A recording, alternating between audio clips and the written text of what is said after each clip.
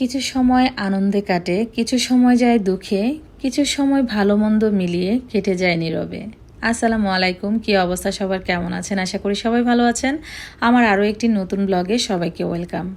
আজকে আমরা তিনজন ঢাকার উদ্দেশ্যে রওনা দিয়েছি, আমি, আমার মেয়ে আর আমার হাজব্যান্ড। তো মেয়ে যদিও সবসময় যেতে পারে না, আমাকেই যেতে হয়। আজকে মেয়ে বলতেছে যে ও নানার বাসায় যাবে বেড়াতে, যদিও আগে যেতে পারতো না পড়াশোনার চাপের জন্য, আর এখন যেতে পারে না হয়তো পার্লারের কাজের জন্য। দেখা যায় আমি গেলে মেয়ে যেতে পারে না, মেয়ে গেলে আমি যেতে পারি না। তো প্রথমে আমরা মিয়ামি কাউন্টারে চলে আসলাম, এখান থেকে টিকিট কেটে এখন আমরা এখানে ওয়েটিং রুমে ওয়েট করব। তো ওদের ওয়েটিং রুমটা কিন্তু খুবই সুন্দর আর অনেক বড়। আগে যেটা ছিল সেটা এটার তুলনায় অনেকটা ছোট ছিল, আর জায়গার পরিবেশটা খুব সুন্দর করেছে, বেশ ভালোই লাগে। কিছুক্ষণ ওয়েট করার পরে গাড়ি চলে আসছে, তো এই যে এখন আমরা গাড়িতে উঠবো, তো গাড়ির দিকে যাচ্ছি। আর ওদের গাড়ির সার্ভিসগুলো খুবই ভালো, মিয়ামি গাড়িগুলো দিয়ে এখন নিয়মিত আমাদের আসা যাওয়া হয়। গত বছর তো এমনও দিন গিয়েছে যে প্রতি সপ্তাহে আমাকে ঢাকায় যেতে হয়েছে, আর কি কারণ সেটা অবশ্যই আপনাদের সাথে শেয়ার করব। পুরো ভিডিওটা অবশ্যই দেখবেন, কারণ এই ভিডিওর মাধ্যমে আমি কিছু ইনফরমেশন দিব, হয়তো আপনাদের কাজে আসতে পারে।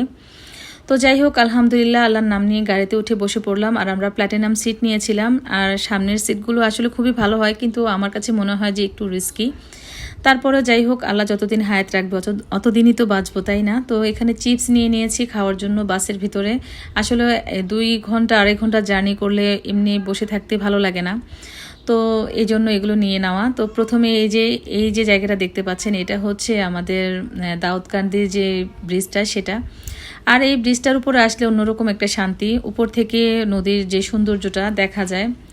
হয়তো এখন যত ইজিভাবে কথাগুলো বলে ফেলতে পারতেছি, একটা সময় হয়তো এত ইজি ছিল না। ঢাকায় যাওয়া মানে আমার জন্য মনে হচ্ছিল যে প্রতিনিয়ত প্রতি মুহূর্ত বিপদ অপেক্ষা করতেছিল।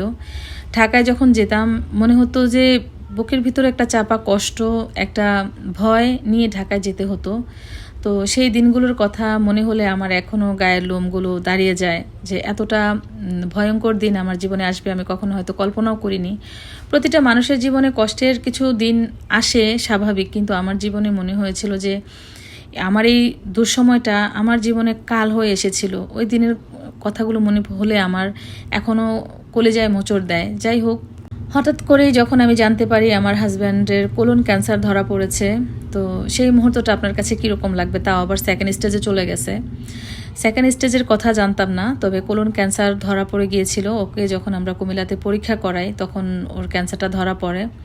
তো এই রোগে কিন্তু আমি আমার চোখের সামনে আমার বোনের হাজব্যান্ডকে দেখেছি দুনিয়া ছেড়ে চলে যেতে। অনেক মানুষ এই রোগে আসলে যারা আক্রান্ত হয়েছিল তাদেরকে হয়তো কিছুদিন কেমো দিয়ে বাঁচিয়ে রাখা গেলেও পরবর্তীতে তারা কেউ আর বেঁচে ছিল না। আমার চোখের সামনে আমার বোনের হাজব্যান্ডটাও চলে গেছে। তো আমার জন্য সেই দিন, সেই মুহূর্তগুলো, কীরকম খারাপ সময়গুলো আমার জীবনে এসেছিল বা আমার সাথে সেটা ঘটেছে, সেটা আমি বলতে পারবো। হয়তো এখন যত ইজিভাবে আপনাদের সাথে শেয়ার করতে পারতেছিলাম, তখন হয়তো আমার জন্য জিনিসটা ইজি ছিল না। তো যাই হোক, বাসায় এসে খাওয়া দাওয়া করলাম, কারণ আমাদের ডাক্তার আজকে রাত্রে বসবে। আজকেও আমার হাজব্যান্ডের চেক আপ, কারণ ওর যখন 2টা অপারেশন হয়েছে, ওই অপারেশনের মুহূর্তগুলো আমার জীবনের সব থেকেই আমার খারাপ সময়গুলোর মধ্যে ছিল ওই দিনগুলো। তো যাই হোক, এই যে হসপিটালটা আপনারা দেখতে পাচ্ছেন, এখানে আমি দিনের পর দিন, রাতের পর রাত আমার এখানে সময় কেটেছে। আজকেও এসেছি হাজব্যান্ডকে ডাক্তার দেখাতে। আজকে ওর ডাক্তারের সিরিয়াল ছিল, আগে থেকে অ্যাপয়েন্টমেন্ট নিয়ে রেখেছিলাম। তো এখন ওয়েট করতেছি ডাক্তার আসার জন্য। তো ওই সময়গুলো আমি বলবো যে প্রতিটা মানুষের জীবনে কখনোই না আসুক। আমি যেগুলো সাফার করেছি বা আমার জীবনে যে কষ্টগুলো এসেছিল, কারো জীবনে আল্লাহ যেন এই কষ্টগুলো তাদেরকে না দিক। তো কোলন ক্যান্সারের একটা ধরন হচ্ছে এটা কখনোই ধরা পড়ে না, বা এটার লক্ষণগুলো আগে থেকে বোঝা যায় না। আপনারা অবশ্যই প্রতি বছর একবার হলেও সমস্ত বডি চেক আপ করবেন, কারণ কোলন ক্যান্সারটা যে কোনো ক্যান্সার শরীরে যখন বাসা বাঁধবে তখন কিন্তু বলে কই আসে না। প্রতি বছর অবশ্যই বডি চেক আপ করা উচিত, তাহলে কিন্তু আপনার যে বডির কোন জায়গায় কোন অংশে কোনো সমস্যা আছে কিনা সেটা জানতে পারবেন। তো আল্লাহ হয়তো আমাকে, আমি বলবো আল্লাহ আমার উপর রহমত করেছে, মানুষের দোয়া আছে বলে আমার হাজব্যান্ডের যে ক্যান্সারটা সেকেন্ড স্টেজে ছিল, এখন প্রতি মাসে প্রতি 3-4 মাস পর পর ওকে চেক আপে নিয়ে আসতে হয়। তো আলহামদুলিল্লাহ ও ভালো আছে। তো এই হচ্ছে সেই ল্যাবেট হসপিটাল। তো এখানেই আজকে ওর ডাক্তার দেখালাম।